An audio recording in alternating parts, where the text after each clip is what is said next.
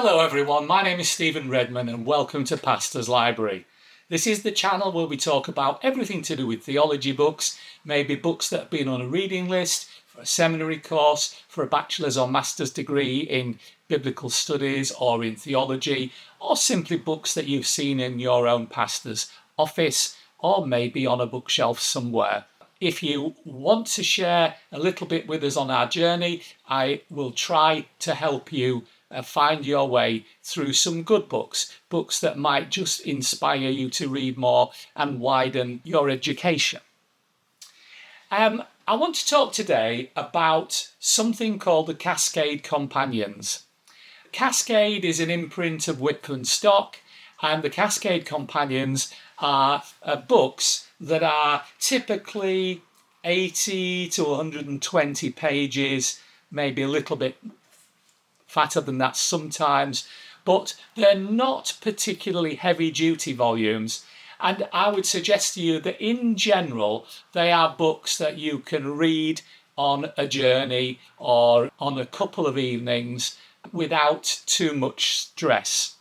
They are academic in that they're quotable and they have footnotes and a bibliography, all of which are helpful, but some of the authors may not be known to you, but this, of course, is a great way of getting to know a wider base of authors.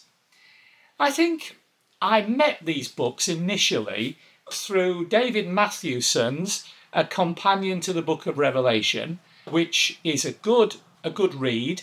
It gives you a sort of an overview without too much detail. I think this one is about 140 pages roughly. And it's got a brilliant bibliography which will point you to all the key commentaries on the book of Revelation. And this one is recommended by David De Silva and J. Scott Duval and some well-known names. And I came across this as the very first Cascade Companion that I bought. And then I was looking for books by Lucy Peppiatt, who is principal of Westminster Theological Centre in the UK. And she has put this volume together on the image of God. This is an absolutely brilliant introduction to the doctrine of the image of God. I can't speak too highly of it. It really is excellent. It talks about the different ways that we view it and some disputes about it, but it's a really excellent volume. So I got these two first, and then I sort of suddenly, the penny dropped, oh, hang on, this is a series. Should I be looking for others? I quickly picked up on the fact that there were books called Reading Mark by Kelly Iverson, Reading Luke by Frank Dickin, Reading John by Christopher Skinner, and Reading Acts by Joshua Jipp, which are clearly what they say. They are books when you are wanting to read one of the biblical books, and it will give you guidance and clarity. It will help you see a little bit into the theology of the book and highlight the key themes and characters. And really, these are quite good indeed. I like Joshua Jipp's Reading Acts in particular, and Christopher Skinner's Reading John is very good, to be honest. And there are also a number of other books, whereas this is not complete. You can't get a reading on everything else. I don't think there's a Reading Matthew, for example, yet. But this one is worth pointing out, A Companion to Philemon. Philemon, as you know, is barely a page in our Bibles, but this is 120 pages, and it also has 6.5 page bibliography. And it's absolutely brilliant. I would suggest to you this is a very good book to have if you're interested in Philemon. I am a bit of a fanboy of Nijay Gupta, and his Reading Phillipians here is excellent, following in the similar style of those other ones. But this simple 125 page book, roughly, is a great introduction to the epistle. And Michael Gorman, who many of you will come across, is a great commentator, really good guy. He has done this book on reading Paul. Now, what I would say to you is there's a lot of people will say to me, can you give me some recommended reading on the teaching of Paul, and particularly the different views that maybe James Dunn and N.T. Wright have compared with more traditional authors? And what I would say is this is a good starting point for your research into Paul, and I really like this. A very helpful book. Now, when I say that, that's the sort of series that you can get up to now on books of the Bible, but there are some great character books.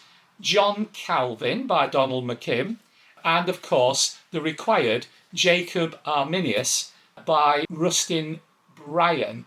You can hardly have one without the other, can you? And they're helpful books giving you an understanding of their life and ministry.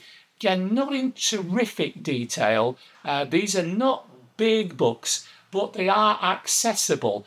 And if you had to do an essay on, say, John Calvin or on Jacob Arminius, either of these would be a very good starting point for your research. Rudolf Bultmann, who I've liked one or two books I've read of his, other books I haven't been particularly fond of. Rudolf Bultmann, this is the nearest thing I have in my library to a decent biography on him, and it's an excellent read. Reading Bonhoeffer is brilliant. If you haven't read Bonhoeffer, you must read Bonhoeffer. He's an absolutely brilliant, very significant author, lived and died in Nazi Germany. He was put to death by Hitler only a few days before the end of the war, really. And this is a book that really is a guide to his spiritual classics, because a lot of books he's written are considered to be classics. And this is by Geoffrey Kelly, and I couldn't recommend that more. That is an excellent book. I've got a couple of biographies of Bonhoeffer, and that is not a biography. It's much more about his literature and worthwhile. Origen. This is by Ronald Heine. This is a really excellent insight, just an overview in sort of about 150 pages. It's worthwhile for its bibliography, if nothing else. And what I would say to you is that you might think this is all going to be relevant to old books, but actually there are 3, 4, 5 pages of bibliography that are all modern books, and then there's the older stuff to read as well. I think this sort of part of the range is really good. There are some other interesting people that I've got on back order, and I look forward to reading them when they come. But what I would say is this is more than just a very short introduction, and I'm speaking now of the series of books called A Very Short Introduction. It's a little bit more than that, but it's not the in-depth level of a full-on biography, but they are an excellent book to read. I've also got Reading Augustine by Jason Bayassi. I sort of quite liked this. Augustine, I have a few bones I'd like to pick with Augustine when we eventually meet, and I do think that as just a Latin scholar, he didn't have as a brilliant insight into the biblical languages as we think he did, but he did stand up for a lot of important doctrines and beliefs, and of course there was a very strong side to him, even though he is responsible very much for determinism as we know it. So that's another section, and then there is this final section of books that are interesting. Theological Interpretation of Scripture. This is by Stephen Fowle. I don't know what to say about this. I read it cover to cover on a train journey down to London and back up to York, and I still really don't know quite what it's about. I sort of felt that Stephen Fowle was having a dig at some other theologians and didn't want to admit it. And he certainly doesn't say anything critical about anyone else, which I sort of wish he'd done it and got it out of his system, really.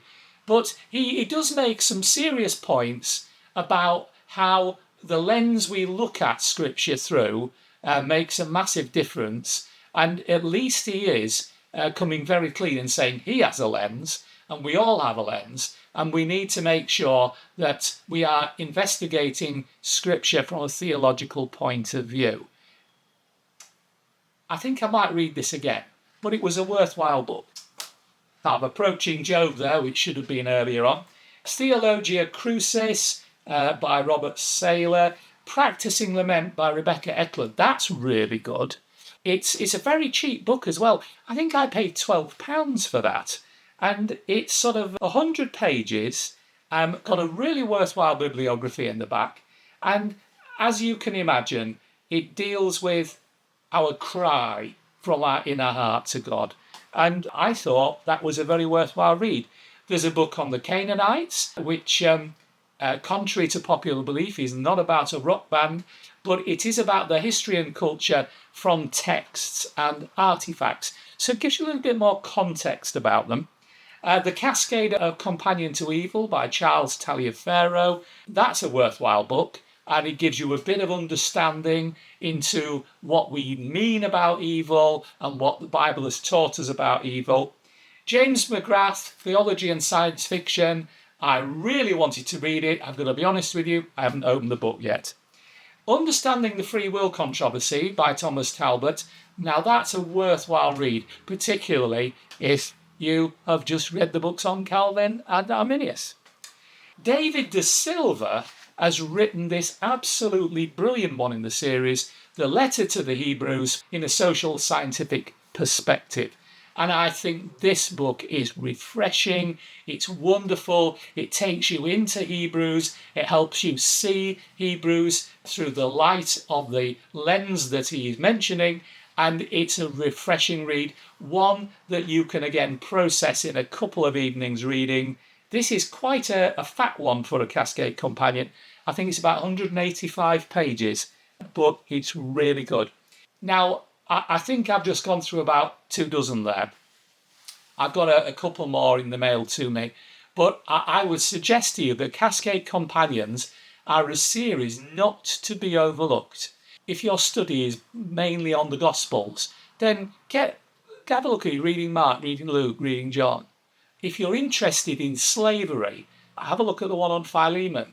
If you're interested in the history and biography of some of these great authors, do consider the book on Bonhoeffer, because that's brilliant. But look also at the one on Bultmann and some of these other authors too. There are lots of options in this Cascade Companions, and I think that there are going to be a lot more as well, because people are finding that it's achievable to read a book that's only so thin, that's not a massive wad that's going to take you a month before you've got to the other end.